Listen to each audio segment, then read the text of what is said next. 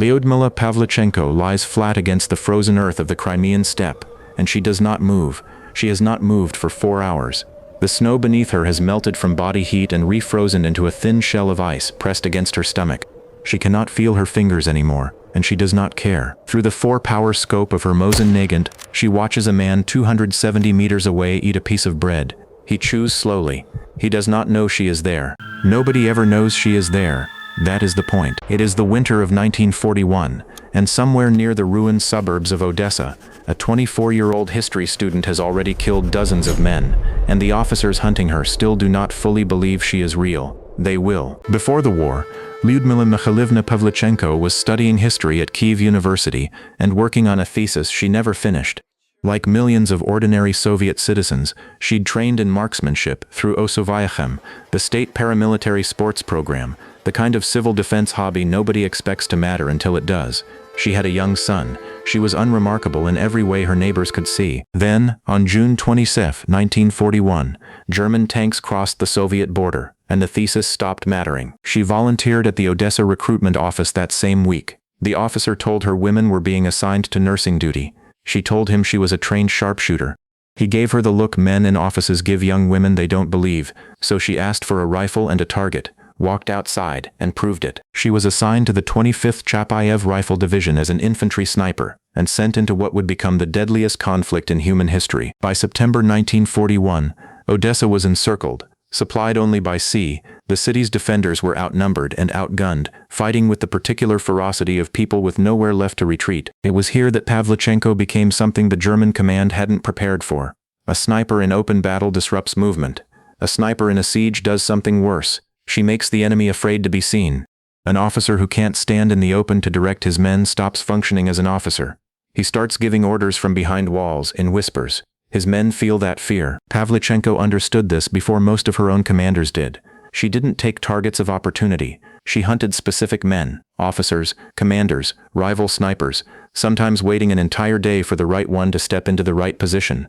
Then she didn't miss. By the time Soviet forces evacuated Odessa in October 1941, her confirmed kill count stood at 187.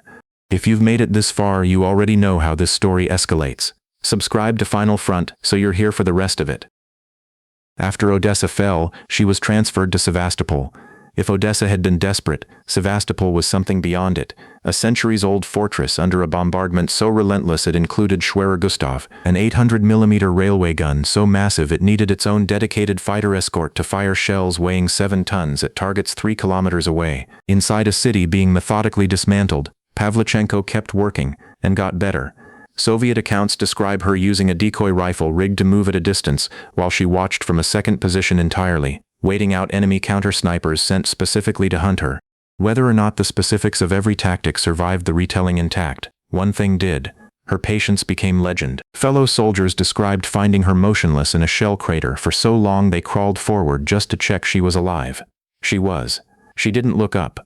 By the summer of 1942, her confirmed count had reached 309, among the highest of any sniper, male or female, in the war. German command in Crimea, according to captured wartime documents, had by then issued direct orders to eliminate her. The difference between her and the Wehrmacht's own trained marksman wasn't the rifle. A Karabiner 98K with Zeiss optics was a fine weapon. It was doctrine. Where a skilled German sniper might hold a position for 90 minutes, she would hold it for 8 hours. She was wounded 4 times at Sevastopol, not lightly, by artillery shrapnel. And each time, after minimal treatment, she went back. Medical staff described it as a kind of controlled focus that looked, from the outside, like the absence of fear. It wasn't absence, it was management.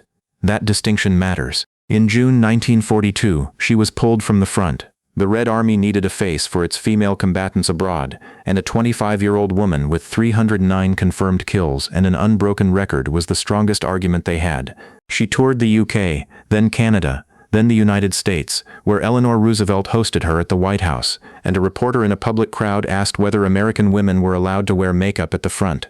She paused. Her answer wasn't gentle. Later, in Chicago, standing in her Red Army uniform in front of thousands, she said, "Gentlemen, I am 25 years old, and I have already killed 309 fascist occupiers. Don't you think, gentlemen, that you have been hiding behind my back for too long?" The crowd didn't know what to do with that for a second. Then it erupted. Pavlichenko was part of a much larger, largely forgotten program. The Soviet Union trained roughly 2,000 women as snipers over the course of the war, and by most post-war estimates, fewer than a third survived to see it end. German commanders on the Eastern Front noted, with genuine alarm, that these women were often harder to predict and more disciplined under fire than male snipers trained in the same doctrine. Pavlichenko never returned to combat. She spent the rest of the war training the next generation of snipers in the techniques she'd built under siege.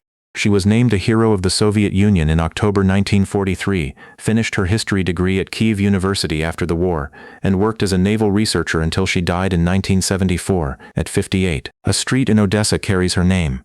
Her rifle, worn stock, scarred scope mount, nothing ceremonial about it, sits in a museum in Moscow.